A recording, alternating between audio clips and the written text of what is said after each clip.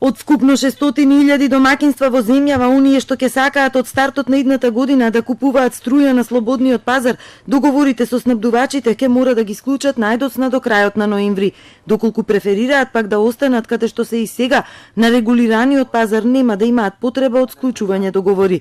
Нив по автоматизам ќе ги преземе универзалниот снабдувач.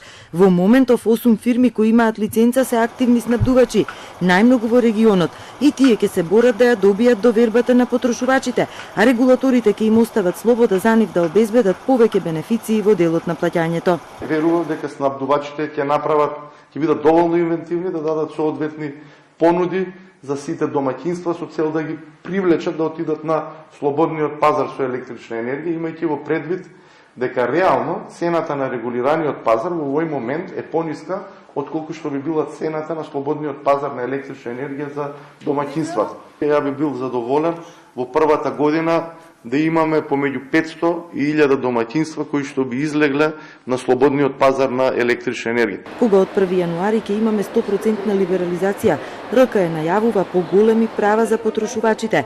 Во договорите не смее да има нечесни одредби. На јасен и недвосмислен начин даваме обврска на снабдувачите кога ќе потпишуваат договори со потрошувачите и на слободниот пазар и на регулираниот пазар на електрична енергија да немаат делови од договорите кои што ќе бидат напишани со ситни букви и кои што нема да бидат јасни за потрошувачите.